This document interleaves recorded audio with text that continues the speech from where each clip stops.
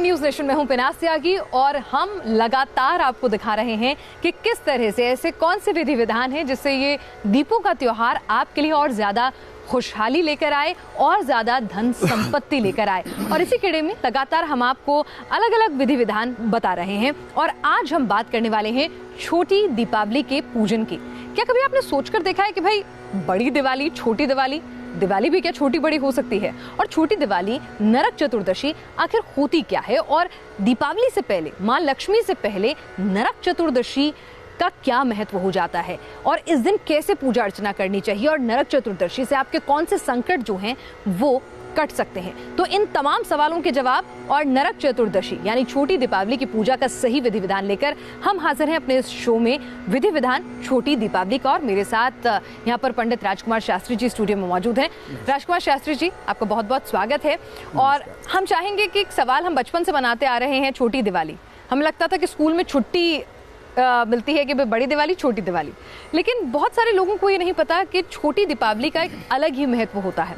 तो क्या है ये छोटी दीपावली? जी देखिए पिनाश, बहुत ठीक बात आपने पूछी है और इससे जो हमारे न्यूज नेशन के चैनल के दर्शक हैं इनको बहुत बड़ा लाभ होगा। वास्तविक रूप से बात यह है कि दीपावली का जो त्यौहार है ये 5 दिन का त्यौहार होता है। धन त्रयोदशी से आरंभ होता है, दूसरे दिन के जो पूजा है, क्योंकि दीपावली की 5 दिन की पूजा है। पहले दिन कुबेर का पूजन आपने किया और साथ में धन्वंतरी जी का पूजन किया। दूसरे दिन की जो पूजा है इसमें भगवान गणेश, हनुमान जी, भगवान श्री कृष्ण और उनके साथ में यम देवता का पूजन किया जाता है। देखिए, हमेशा इस बात को याद रखिए कि जो नरक चतुर्दशी का पूजन है, जिसको हम छोटी दीपावली कहते हैं, यह स्वास्थ्य में सुधार के लिए है, सौंदर्य की वृद्धि के लिए है, और सबसे बड़ी बात यह है कि जो पितृदोष है, जो मनुष्य को बहुत संघर्ष कराता है, उस पितृदोष से छुटकारा पाने के लिए।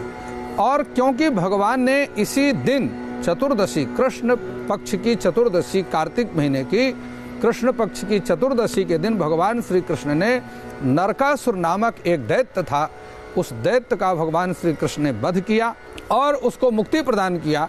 इसी कारण से इस चतुर्दशी का नाम है नरक चतुर्दशी।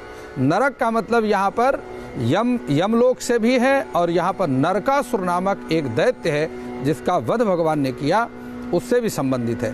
तो यह जो अनुष्ठान है, जिस प्रकार मैंने आपको बताया कि दीपावली के 5 दिनों की पूजा में दूसरे दिन की पूजा है। ये समझ नहीं आता कि भाई लक्ष्मी को प्रसन्न करने से पहले यम को पूज रहे हैं। जीवन का सबसे बड़ा उद्देश्य है कि मृत्यु के बाद उसे सद्गति की प्राप्ति होनी चाहिए और उसे यमलोक की यातनाएं न भोगनी पड़े, इसलिए यम देवता का पूजन करना नितांत आवश्यक होता है। इसलिए जो लक्ष्मी के पुत्र हैं स्वयं भगवान यम देवता, क्योंकि माता लक्ष्मी तो जगत माता हैं, इसलिए जगन माता उनको कहा जाता है।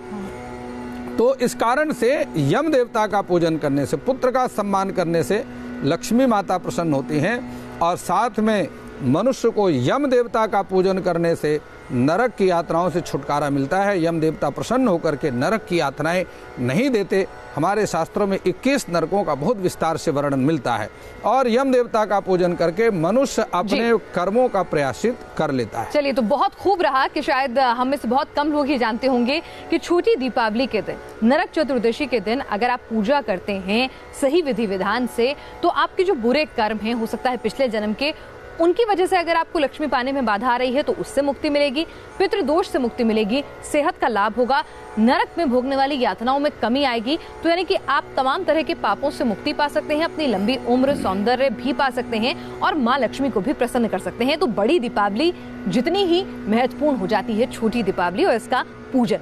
अब मुझे ये बताइए कि सामग्री क्या क्या होनी चाहिए अगर मुझे नरक चतुर्दशी का पूजन करना है, यम देवता को प्रसन्न करना है? जी देखिए पिनास, आपको बताता हूँ कि ये जिस प्रकार आपके सामने हमने यहाँ पर एक कलश की स्थापना किया है, और इस कलश के ऊपर आप देख रहे हैं कि 4 मुख वाला दिया जला हुआ है, जो कि चारों दिशाओं को प्रकाशित कर रहा है। इसलिए हमारे शास्त्र कहते हैं कि तमसो माँ ज्योतिर्गमय, हे परमात्मा, हे ईश्वर, मुझे अज्ञान रूपी अंधकार से छुड़ाकर ज्ञान रूपी प्रकाश की ओर ले चलो। तो इस प्रकार से एक कलश की स्थापना करनी है। कलश के ऊपर आम्र पल्लव लगाना है और उसके ऊपर इसी 4 मुख वाला जो है दिया आपने जलाना है। और इस कलश के नीचे, ये मैं आपको दिखाता हूँ, ये हरी मूंग है जो कि कलश के नीचे इसको रखा जाता है और यह समृद्धि का प्रतीक है। कलश के नीचे जिस प्रकार हमने हरी मूंग रखा है, हमारा घर भी इसी प्रकार से हरा भरा हमेशा बना रहे, हमारा परिवार हरा भरा बना रहे, इसी कारण से ये हम कलश के नीचे हरी मूंग जो है इसकी स्थापना करते हैं। सभी पूजा में जो प्रयोग होता है अत्यंत महत्वपूर्ण है ये कुमकुम। ये भगवान कृष्ण की पूजा में भी, यम देवता की पूजन में भी प्रयोग होता है। अच्छा, ये बताइए, ये आपने जो दिए रखे हुए हैं, तो कितने दिए, मतलब हमें यहाँ पर पूजा में कितने दीपों का दान देना है या कितने दीप रखने हैं? जी देखिए, अपनी स्वेच्छानुसार अपने घर के मंदिर में आपने शुद्ध घी का दिया जलाना है, लेकिन जो यमराज के लिए दीपक आपने जलाना है वो इसी प्रकार से 4 मुख वाला दिया जलाना है। ये तेल का होगा? ये तेल का होगा। तिल के तेल का दिया जलेगा, क्योंकि तिल के तेल का दिया जलाने से पितृ दोषों से छुटकारा मिलता है। पितरों के लिए देवताओं की पूजा में जौ का प्रयोग होता है और पितरों की पूजा में काले तिल का प्रयोग होता है। तो तिल के तेल का दिया नरक चतुर्दशी के दिन जलेगा। बिल्कुल, मैं आपको आगे विधि में बतलाऊंगा कि तिल के तेल को लगा करके और मालिश भी की जाती है। उस दिन काले तिल को पानी में मिला करके स्नान भी किया जाता है। चलिए, तो मैं आगे आपको विधि में और कुछ हमें चाहिए? हाँ, बिल्कुल, देखिए इस प्रकार से आपके सामने ऋतु फल रखे हुए हैं और सबसे बड़ी बात यह है कि ये मिष्ठान जो कि पूजा का सर्वोपरि अंग है। चाहे वो हनुमान जी की पूजा भी इस दिन विशेष रूप से होती है, यम देवता का पूजन भी होता है और आपको पता ही है कि हनुमान जी को तो लड्डू बहुत प्रिय है, तो लड्डू का प्रसाद जो है हनुमान जी को चढ़ाया जाता है। तो इस प्रकार से ये रक्षा सूत्र है। और गंगा जल जो सभी पापों को नष्ट करने वाला है, शास्त्र में लिखा है कि अगर 1000 योजन दूर बैठा हुआ व्यक्ति भी गंगा गंगेत यो ब्रूयात योजनानाम शतैरपि मुच्यते सर्व पापेभ्यो विष्णु लोकम सगच्छति।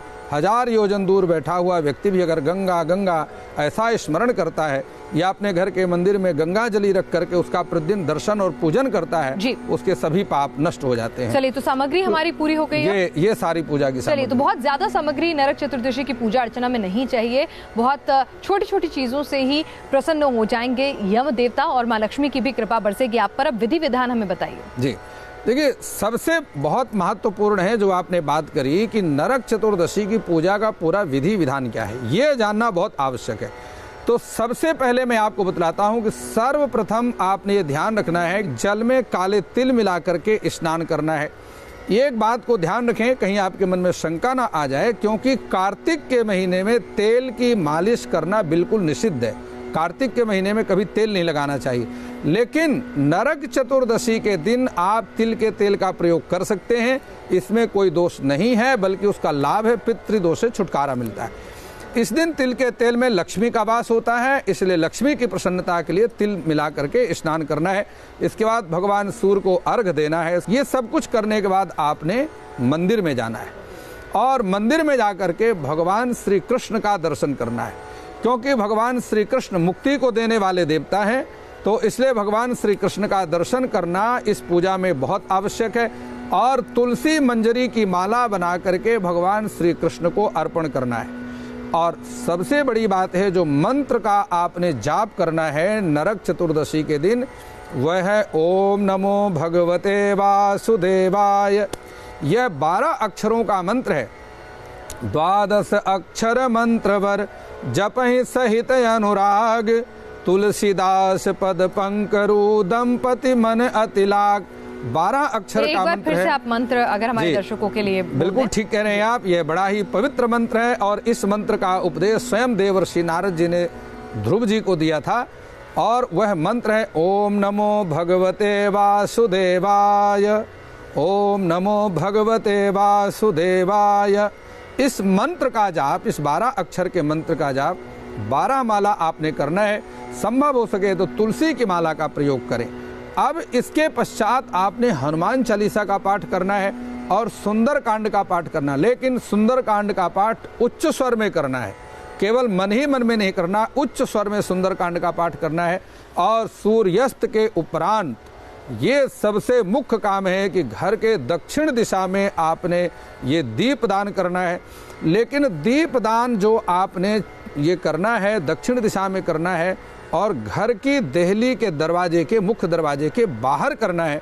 और उस समय उसका जो दीपक का की जो लौ है वो जो बत्ती है वो दक्षिण दिशा की तरफ होना चाहिए, क्योंकि दक्षिण दिशा में यम देवता का वास होता है। पूरा विधि विधान हमने जान लिया है कि नरक चतुर्दशी के दिन आपके समस्त कष्टों से आपको कैसे मुक्ति मिलेगी। आपके पुराने कर्म जो हैं, पिछले जन्म के अगर कुछ बुरे कर्म हैं जिसकी वजह से इस जन्म में आपको लक्ष्मी की प्राप्ति नहीं हो रही है, तो छोटी दीपावली नरक चतुर्दशी के दिन इस विधि विधान से पूजा अर्चना करेंगे तो स्वास्थ्य लाभ होगा, सौंदर्य लाभ होगा, पितृदोष से मुक्ति मिलेगी, पिछले जन्म के जो पाप हैं उनसे भी मुक्ति मिलेगी और माँ लक्ष्मी प्रसन्न होंगी यम देवता की पूजा से। तो हम लगातार आपको बता रहे हैं कि किस तरह से, किस सही विधि विधान से छोटी दीपावली यानी नरक चतुर्दशी के दिन आपको यम देवता का आशीर्वाद मिल सकता है। अगर किसी के किस्मत में कोई बीमारी लिखी है, पितृदोष लिखा है, तो उससे भी और पुराने जन्म के जो कष्ट हैं उनसे भी मुक्ति मिल सकती है अगर पूजा अर्चना सही विधि विधान से हो। लेकिन हमारे जो हिंदू धर्म के त्योहार हैं उनके पीछे कोई ना कोई कहानी छिपी हुई है, कोई एक पुरानी परंपरा छिपी हुई है, कथा कोई छिपी हुई है। तो कथा जानना भी बेहद दिलचस्प है, इससे आपका ज्ञान भी बढ़ेगा और आपको पता भी चलेगा कि भाई आखिर हम ये त्योहार मना क्यों रहे हैं। मैं चाहूंगी आप इसकी कथा जो है नरक चतुर्दशी की वो हमारे दर्शकों के साथ साझा करें। जी बिल्कुल पिनाश, देखिए हमारा जितना भी धर्म शास्त्र है ये वेदांत है और साधारण व्यक्तियों के समझ में वेदांत नहीं आता, इसलिए हमारे ऋषियों ने दृष्टांत दे करके और उस त्योहार के महत्व को समझाने का प्रयास किया, उसी को हम कथा के माध्यम से जानते हैं। तो मैं आपको बतलाऊं कि नरक चतुर्दशी की वास्तविक रूप से कथा क्या है। पुराणों में यह कथा आती है, पद्म पुराण में भी आती है, स्कंद पुराण में कथा आती है कि प्रजा पालन में लीन एक रंती देव नाम के राजा हैं। राजा बड़े ही शांत स्वभाव के थे और अत्यंत पुण्य आत्मा थे और अत्यंत विनम्र थे। प्रजा का अपने पुत्रवत पालन करते थे। एक दिन उनकी मृत्यु का समय भी आया, जिस प्रकार सभी के जीवन में आता है, और यमदूत उन्हें लेकर के यमलोक पहुँचे। राजा रंतिदेव ने धर्मराज से पूछा, यमलोक में जाकर धर्मराज से पूछा, मैंने जीवन में कोई पाप नहीं किया, फिर मुझे यमलोक क्यों आना पड़ा? यमराज ने कहा, राजन सुनिए, एक बार अज्ञानवश आपके राजमहल के द्वार से एक भूखा ब्राह्मण वापस चला गया था, इसी कारण आपको नरक में आना पड़ा। राजा रंतिदेव ने यमदेव से कहा कि अगर आप अन्यथा ना समझें तो कुछ समय आप मुझे और दे दीजिए, पुण्य कार्य करने के लिए दे दीजिए। और राजा रंतिदेव की बात यमराज ने देखा कि सकारात्मक सोच है और पुण्य कार्य करना चाहते हैं, इसलिए यम देवता ने राजा रंतिदेव को 1 वर्ष का पूरा समय दे दिया। धर्म कार्य हेतु संकल्प उत्तम है, इसलिए 1 वर्ष का समय दे दिया जी। और राजा रंतिदेव यमलोक से चल करके पृथ्वी लोक में आए। आकर के सीधे अपने गुरुजी के पास गए और गुरुजी से कहा कि गुरुजी, यम बाधा छुड़ाने के लिए, यमलोक यम पाश से मुक्ति पाने के लिए और यम यात्रा से मुक्ति पाने के लिए मुझे क्या करना चाहिए? गुरुजी ने कहा, राजन आपने एक ब्राह्मण का अपमान किया है, इस कारण से आपके एक ब्राह्मण दरवाजे से भूखा वापस चला गया है, इसलिए राजन आपको 1000 ब्राह्मणों को भोजन कराना चाहिए। राजा रंतिदेव ने गुरुजी की आज्ञा मांगनी और गुरुजी की आज्ञा मान करके 1000 ब्राह्मणों को भोजन कराया। उनके चरणों में प्रणाम करके जो पहले अपराध हो चुका था उसके लिए क्षमा याचना किया। पहले पाप हुआ, फिर पश्चाताप हुआ जी। उनको क्षमा याचना किया उनसे और उनके चरणों में प्रणाम करके आशीर्वाद लिया। और पिनाश में आपको बतला दूं कि ब्राह्मणों के आशीर्वाद के प्रभाव से राजा रंतिदेव पुनः यमलोक नहीं गए, बल्कि भगवान के और विमान पर आरूढ़ होकर के स्वर्ग लोक को चले गए। और अब वक्त आ गया है कार्यक्रम के उस हिस्से का जिसमें ये जानना बेहद जरूरी है कि क्या करना चाहिए इस दिन और क्या बिल्कुल नहीं करना चाहिए। जी आचार्य जी, नरक चतुर्दशी के दिन स्नान से पहले एक घिया ले लें, लौकी जिसको कहते हैं, इस लौकी को ले लें और चिड़चिड़ा जिसको अपामार्ग कहते हैं, इस अपामार्ग को ले लें और पूरे शरीर में इसका स्पर्श करें और पूरे शरीर में अपने चारों तरफ, शरीर के चारों तरफ 7 बार इसको उतारा करके और अपने घर के दक्षिण दिशा में इसका विसर्जन कर देना चाहिए।